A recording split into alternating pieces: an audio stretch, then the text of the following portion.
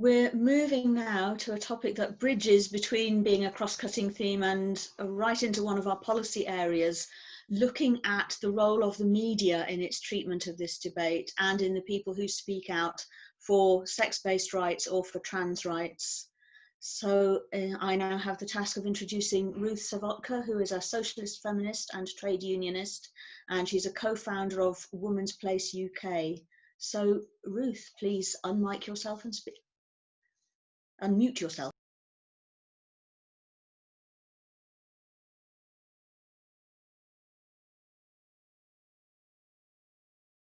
Have we an admin who can unmute Ruth? Thank you. Somebody's just doing that now. Thank you. Thanks for the invite, and want to congratulate you on bringing the consultation together. And I think that a lot of the policy suggestions that you've put forward are also really good. In terms of Women's Place UK, I just want to make clear, rather than going into lots of detail about the GRA, that we are in favour of retaining exemptions in equality law, and we certainly want to see the right to self-identity overriding women's rights, so that we do not want self-identity to override women's rights to have services provided on the basis of women's sex, or on the basis of our sex. And our view are these provisions for single-sex services and single-sex provisions must be retained, and that there should be no overriding of those single-sex provisions. So, in fact, it's our view that we've campaigned quite strongly for those provisions to be better understood, and the Equality Act in this regard to be better understood, and for these provisions to be strengthened, because there has been a chilling effect as a result of the debate that we've all been involved in terms of women's services actually utilising the law to ensure that single-sex provision can be provided to women to the benefit of women. This is a very heated topic, so you have to be commended for bringing this platform together. I think it's a really good progressive step forward. It's no more heated than it is in the media, and in social media in particular. Women who agree with what I've just said are vilified. I think many women who have probably testified to you today have experienced some horrific abuse just by attending meetings or trying to have their voices heard. They suffer a great deal of demonisation.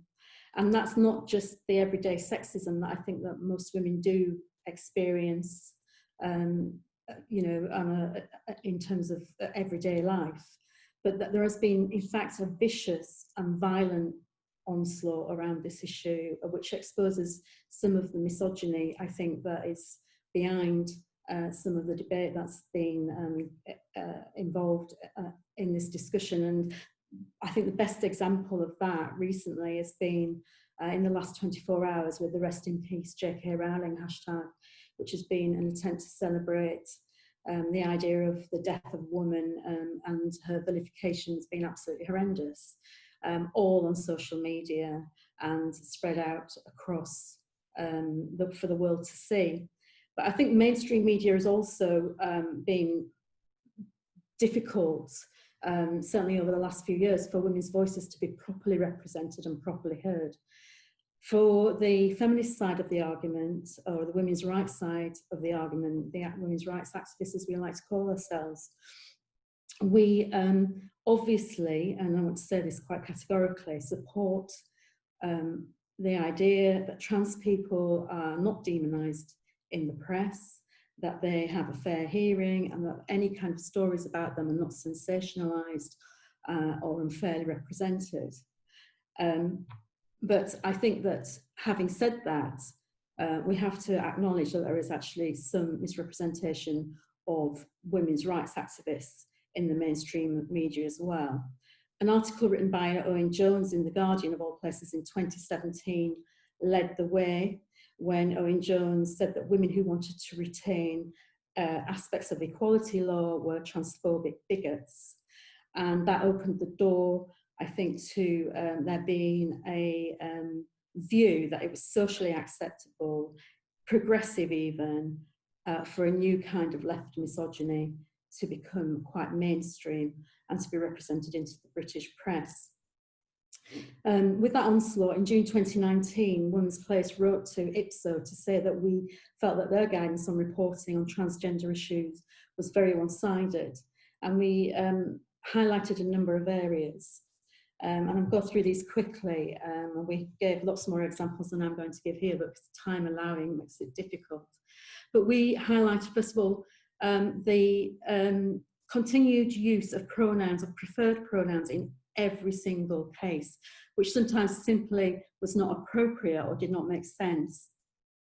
For instance, where there is an example or a report of a sexual crime, and I quote one story of, quote, transgender inmate Karen White, charged with raping a woman and 4 sexual assaults, was on fellow prisoners after being remanded in a female prison, was referred to throughout the report as she.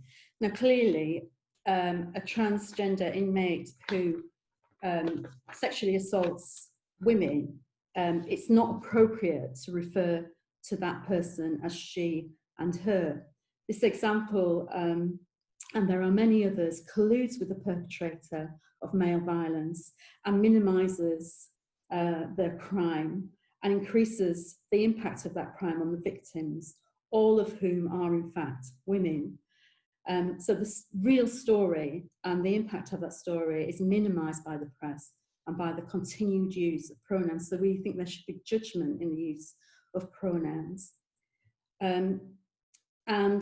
The second point that we raised with the IPSO consultation was on the issue of terminology, which we feel should be explained throughout. There is a very wide umbrella of what trans means now. It does not mean everybody has gone through the sort of transition that James has just described that he's been through. Instead, there are a number of people who simply self-identify as trans and have gone through no such transition. And we think that that situation should be further explained. Not everyone understands the natal sex of someone, of some people in the stories that are being disclosed and are being discussed. So it becomes really difficult to understand that a trans woman in female sports actually means a male in female sports.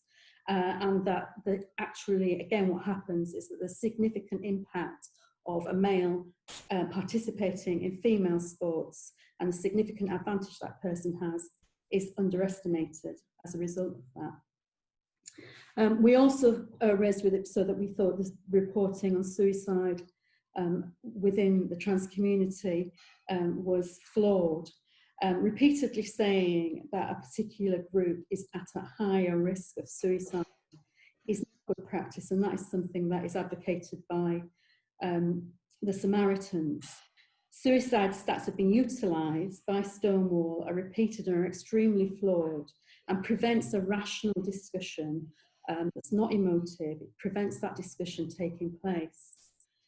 The Guardian said in 2017... Ruth, I'm sorry, but time is marching on. Could I ask you to bring things to a close as quickly as... Yeah, I've nearly finished. So that almost half of trans pupils had attempted suicide, and there's simply no evidence for that. And that, again, is unfair, not correct reporting that we felt needs to be corrected. So I think in terms of media reporting, we could go on, and in fact we will write a longer piece, because we think that what we've looked at in preparation for this has been really helpful.